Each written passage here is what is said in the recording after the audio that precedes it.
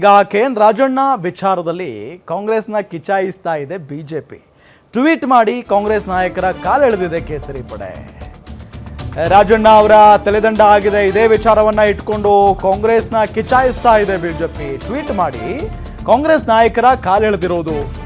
ಸತ್ಯ ಹೇಳಿದ ಸಚಿವರಿಗೆ ಗೇಟ್ ಪಾಸ್ ಅಂತ ವ್ಯಂಗ್ಯ ಮಾಡಿದೆ ಬಿಜೆಪಿ. ಮಂದ ಬುದ್ಧಿಯ ರಾಹುಲ್ ಗಾಂಧಿಗಾಗಿ ಹಿರಿಯ ನಾಯಕನ ತಲೆದಂಡ ಮಾಡಿದಿರಿ. ಎಚ್ಚರಿಕೆ, ಸತ್ಯ ಮಾತನಾಡುವಂತಿಲ್ಲ ಅಂತ ಟೀಕೆ ಮಾಡಿದೆ ಬಿಜೆಪಿ. ರಾಜಣ್ಣ ಫೋಟೋ ಹಾಕಿ ಬಾಯಿಗೆ ಟೇಪ್ ಹಾಕಿರುವ ಚಿತ್ರವನ್ನ ಪೋಸ್ಟ್ ಮಾಡಿದ್ದಾರೆ. ಆ ಟೇಪ್ ಮೇಲೆ ಹೈಕಮಾಂಡ್ ಅಂತ ಬರೆದು ವ್ಯಂಗ್ಯ ಮಾಡಿದೆ ಬಿಜೆಪಿ. ನೋಡಿ, ರಾಜಣ್ಣ ವಿಚಾರದಲ್ಲಿ ಕಾಂಗ್ರೆಸ್ ಅನ್ನ ಕಿಚಾಯಿಸಿರೋದು ಬಿಜೆಪಿ. ಟ್ವೀಟ್ ಮಾಡಿ ಕಾಂಗ್ರೆಸ್ ಕಾಲೆಳೆದಿರೋದು. ಎಸ್, ಇದೇ ಟ್ವೀಟ್ ನೋಡಿ. ಸತ್ಯ ಹೇಳಿದ ಸಚಿವರಿಗೆ ಗೇಟ್ ಪಾಸ್. ಎಚ್ಚರಿಕೆ, ಸತ್ಯ ಮಾತನಾಡುವಂತಿಲ್ಲ ಅಂತ ಹೇಳಿ ನೋಡಿ. ಇಲ್ಲಿ ಕೆ.ಎನ್. ರಾಜಣ್ಣ ಅವರು ಫೋಟೋ ಹಂಚ್ಕೊಂಡಿದ್ದಾರೆ, 2 ಟೇಪ್ ಹಂಚ್ಕೊಂಡು ಹಾಕಿದ್ದಾರೆ. ಹೈಕಮಾಂಡ್ ಅಂತ ಹೇಳಿ ಅದರ ಮೇಲೆ ಬರೆದಿದ್ದಾರೆ. ಮಂದ ಬುದ್ಧಿಯ ಬಾಲಕ ರಾಹುಲ್ ಗಾಂಧಿಗಾಗಿ ಹಿರಿಯ ಕಾಂಗ್ರೆಸ್ ನಾಯಕನ ತಲೆದಂಡ. ಸತ್ಯ ಹೇಳಿದ ಸಚಿವರಿಗೆ ಗೇಟ್ ಪಾಸ್.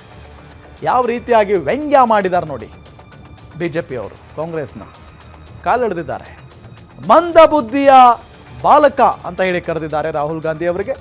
ಮಂದ ಬುದ್ಧಿಯ ಬಾಲಕ ರಾಹುಲ್ ಗಾಂಧಿಗಾಗಿ ಹಿರಿಯ ಕಾಂಗ್ರೆಸ್ ನಾಯಕರ ತಲೆದಂಡ ಆಗಿದೆ. ಸತ್ಯ ಹೇಳಿದ ಸಚಿವರಿಗೆ ಗೇಟ್ ಪಾಸ್ ಅಂತ ಹೇಳಿ ಎಚ್ಚರಿಕೆ, ಸತ್ಯ ಮಾತನಾಡುವಂತಿಲ್ಲ ಅಂತ ಬರೆದಿದ್ದಾರೆ. ಜೊತೆಗೆ ಅದರ ಕೆಳಗಡೆ ನೀವೇ ದೃಶ್ಯದಲ್ಲಿ ನೋಡಬಹುದು, ಕೆ.ಎನ್. ರಾಜಣ್ಣ ಅವರ ಫೋಟೋ ಇದೆ. ಅವರ ಬಾಯಿಗೆ 2 ಟೇಪ್ ಅಂಟಿಸಿದ್ದಾರೆ. ಹೈಕಮಾಂಡ್ ಅಂತ ಹೇಳಿ. ನೀವ್ಯಾರೂ ಹೈಕಮಾಂಡ್ ವಿರುದ್ಧ ಮಾತನಾಡುವಂತಿಲ್ಲ, ಸತ್ಯ ಮಾತನಾಡುವಂತಿಲ್ಲ, ಎಚ್ಚರಿಕೆ. ಸತ್ಯ ಮಾತನಾಡಿದರೆ ಉಚ್ಚಾಟನೆ ಮಾಡ್ತಾರೆ, ವಜಾ ಮಾಡ್ತಾರೆ. ಇದರ ಅರ್ಥ ಆಯಿತು. ಇದಾಗುತ್ತೆ ಅಂತ ಹೇಳಿ ಗೊತ್ತಿತ್ತು ಸಾಮಾನ್ಯವಾಗಿ. ಯಾಕೆಂತ ಹೇಳಿದ್ರೆ ಬಿಜೆಪಿಯವರು ಹೇಳ್ತಾ ಇರೋದು, ಕೆ.ಎನ್. ರಾಜಣ್ಣ ಸತ್ಯ ಹೇಳಿದಾರ್ರಿ. ಸತ್ಯ ಹೇಳಿದ್ದಕ್ಕೆ ರಾಹುಲ್ ಗಾಂಧಿ ಅವರಿಗೆ ಕೋಪ ಬಂದ್ಬಿಡ್ತಾ? ಕೋಪ ಬಂದು ಅವರನ್ನ ಸಂಪುಟದಿಂದ ಕಿತ್ತಾಕ್ಬಿಟ್ರಾ?